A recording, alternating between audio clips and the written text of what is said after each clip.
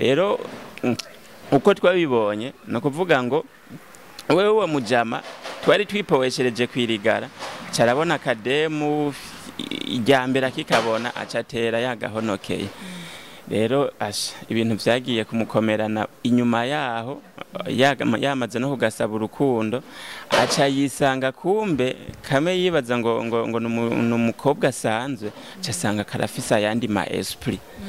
rero igice ca mbere carangiye umuhungu atanguye kugahunga nako kariko karamusaba ati nta hanani we wambwiye ko nkunda ubure ntidusubira kuvana ubure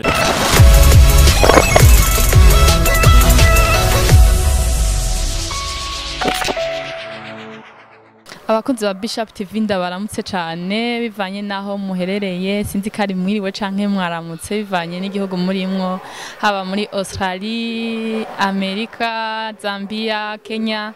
n'ahandi heshi Tanzania nangaho i Burundi nyene Rwanda n'ahandi heshi ndabaramukije cyane hama ni Aline niye kuri micro nkuko mumenyereye ariko bon hari amakomantere menshi maze imisi mbona ca kuri Facebook n'ahandi bavuga yuko ntakiboneka sinzi yo nagiye mu nkumbu ariko nanje ndabakumbuye ntizari imvo zamvuye ko ariko ubu nagatse dukorane neza hama sinje kubarambira ni mu biganiro bibiri muzohora mumbonamwo ikiganiro menya ukuri n'ikiganiro kuza impano ni naco uyu munsi tugira dukorereko ico kiganiro kuza impano kikaba ari kiganiro kizo kwama gica kira mu ndwi kuri Bishop TV naco kikaba gifise intumbero yo yo guhaka ryo keza ugo gwaruka gose rufise impano kugira ngo rumenyekane impano zabo zija habona sugwaruka gonyene n'abandi bose bakuze bafise impano baratumiwe kugira ngo basangize abandi ivyiza bama bakura muri izo mpano zabo mu kubatera intege ntabarambiye ndi kumwe n'umutumire ngaha hinge abidondore merci beaucoup Aline ndabaramukije bakunzi ba Bishop TV amakuru yanyu muraho mumeze neza ni Audace the Classic wa muhungu wanyu Audace Pro the one and only aka Bowere aka n'ayandi menshi muzogenda muyamenye Audace the Classic ngira sumushizi gose ngaha kuri Bishop TV tumaze kwamuzanira uyu munsi kandi aragarutse ngira ngo hari bishasha aje kudusangiza aje kutubwira bivanye n'impano yiwe ukina filme yari yaratubwiye kakora Audace abishingira barakumenyereye muri filme bishasha muri iyi minsi oba utuzaniye kugira ngo babimenye na cyane ari no ubyumva nawe no kuvuga kwanza numunezero ugeretse ku wundi kongera kubana n'abakunzi ba Bishop TV nkuko musanzwe mubimenyereye akenshi twebwe nk'aba artiste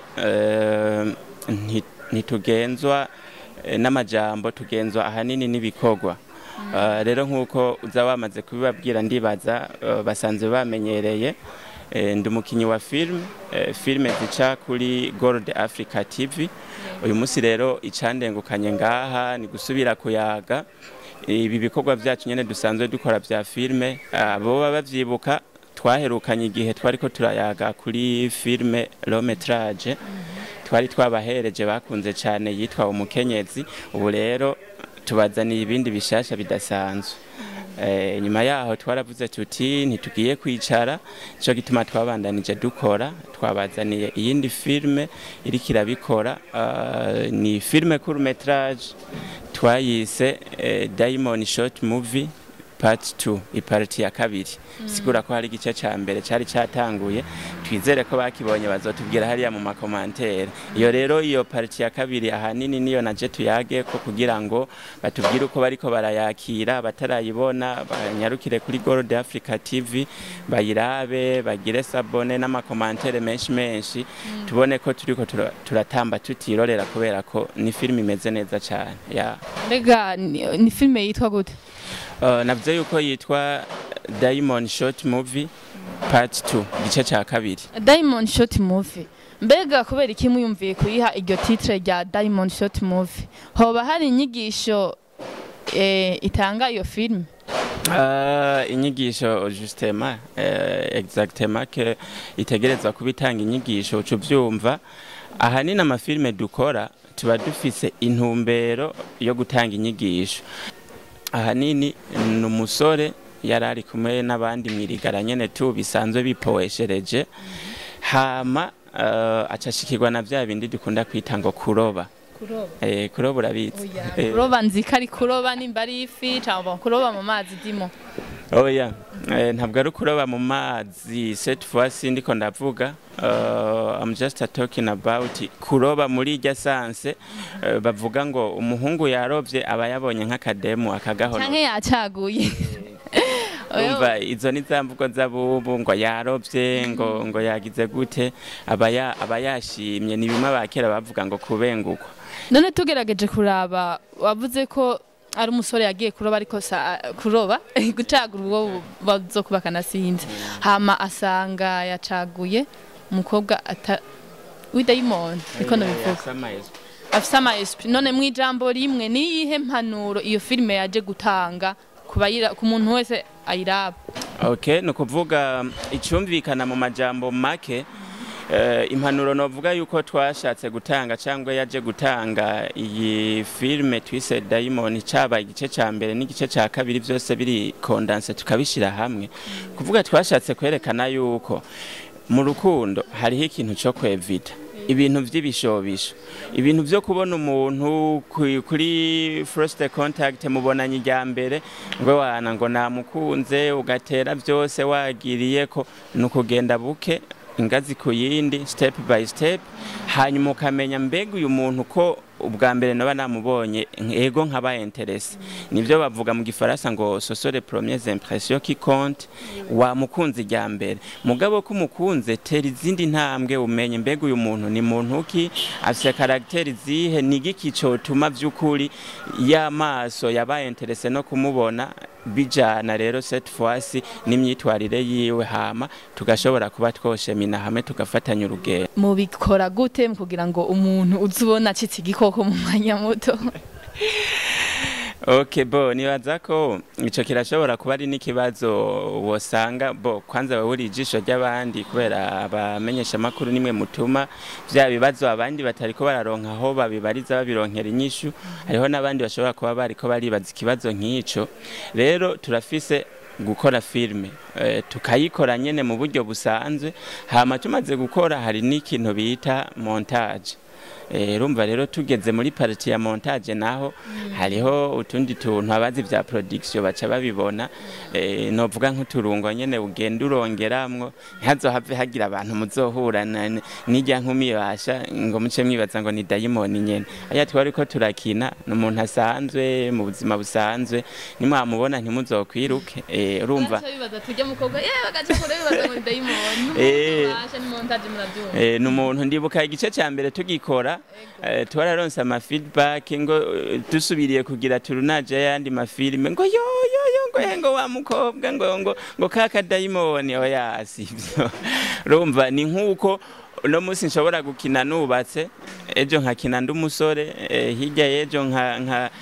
nkakina kumbure ndi mu rukundo, kandi mu buzima busanzwe ushobora gusanga ntanarurimwo. Urumva rero nahajya ahanini tuba turiko turafokasinga dushira agisa ku nyigisho twashatse gutanga. Ikihe kintu urindiriye inyuma yaho, ahantu wifuza izokugeza? Ngerageje kuraba ahantu twatanguriye nkaraba n'ahantu tugeze. Nukuvuga nipfuza urazi ibintu byose nyene nk'ibi vya entertainment dukora tubikora twipfuza kubaka izina. Iyo ni vision ntafise je nyene, ariko navuga yuko tuyisangiye na team dusanzwe turi kumwe nabo dukinana kuri chaîne ya Gold Africa TV. Twifuza kuba babandi ushobora guca nyene mwibarabara akavuga ati that's the classic, tuliya ni Kaso production, tuliya ni Hosira, uliya ni Claude. Wamaze kubicamamare za nyigisho utanga zikaba associated zigafatanywa nuko abantu bakumenya ukagira visibility komsa nyene n'abantu bakeneye nko kumenyekanisha ibintu byabo ukacuzura sanga bavuga ati urya ni brand kwera yamaze kubaka izina reka tumwikoreko nimba twagomba tugire lancement y'ikidandazwa runaka abantu nibabona ari karakivuga ko bazoca bagikunda n'ibindi urumva mu yandi majambo twifuza ko ibikorwa byacu bimenyekana hama bikagira visibility. Amafilme yanyu ndakunda kubona mukinisha abantu b'inzobe gusa mbega n'abakobwa birabura bakina filme bigenda gute mugira ngo mwabe mukinisha abantu b'inzobe gusa? Bo sinzi ko baba wararavye neza bo ngira wafatiye nyene ku la majorité n'abakobwa nk'irya filme yanyu yo irimo abakobwa b'inzobe nibo bamama sinzi ni kubera iki? N'izindi zigiye kuza muracyababona n'ivyo ab'inzobe barimwo ntibaza nariko bararaba iki kiganiro antuka abona yuko aka visibility nagakuye kuri wewe iyo nzobe yawe urumva abantu tuba twirabura kugira ngo udutore urinda kuduza karimiere urumva rero uwo muco ufatanije na twebwe n'ibintu byo kuzuzanya si kuvuga yuko abakunzi ba O BE CHAP TV ntibace bahava bumva yuko vision nyamukuru twoba dufise ko bigeme dukorana cyangwa dukinana ari ukoresha abakobwa b'inzobe cyambere kwanza no kuba uvyiyumvamwo ukaba ufise impano hama kandi ukabishiramo inguvu kubera ikintu cyose utari interesse ashobora kuba ayandi makondisho wari uyase mugabo ugasanga uri umunebwe. Ikindi naco kandi nibaza ko nta muntu yoba yaraje kubashingira intahe yuko yatwituye afise impano ashoboye tugaca tumwirukana motife ngo arirabura. None inyuma y'ibi bikorwa muri ko murakora ubu mutegekanya iki kandi? Inyuma y'ibi bikorwa novuga ngo nk'ubu twabazaniye iyi court metrage nkuko nabivuze twebwe dutusha dukora ku mpande zose turakina amafilme court metrage turakina ama long metrage n'ama episode byose rero nk'ubu tugomba kwanza tubanze tubahindurire mood bari batumenyereye tuzana agafilme gato kakaba karaheze tukazana filme baraba igahera yose utugomba tubahereze rero set fwasi izibice navyo amaparti barabe parti ya mbere ya kabiri cyangwa bamenyereye kubivuga ngo ama episode ishobora kuranka ka episode ka mbere ukaraba naka kabiri ngene byakurikiranye ico nosaba abakunzi ba O BE CHAP TV bakomeze kudukurikirana kuri Gold Africa TV tubafitiye ama surprise menshi ibikorwa vyiza n'ibindi vyinshi dutegekanya vya entertainment bazogenda babibona kime gishikiriwe tukimenyesha banabibona no ku mbuga zacu zitandukanye antuka uko biri kose ni bien kandi ntibazogaya komeze kudushigikira natwe ntituzokwigera tubatererana tuzoguma tubazanira ibikorwa bibigisha bibaryohera bituma baterama ndagushimire wewe mushitsi umutumire wacu wa uyu munsi gusangiza ubutumwa canke n'impanuro wahaye abandi bafise nk'impano z'amafilime canke n'izindi mpano zose. Njewe ngo nabibabwiye ni harine niyo kuri micro namanza mu biganiro kenshi ariko hariho n'abandi hama utaragira subscribe canke s'abone bivanye n'ururimi rwawe telefone yawe irimwo nyaruka ubigire kugira ngo uzura dukurikirana kenshi ivyo biganiro birabe byoroshe muduhanure canke muduterere ibyo mubona bitagenda neza kugira ngo tubandanye tubahereza ibintu by'akanovera ibintu bimeze neza mubandanye muryoherwa.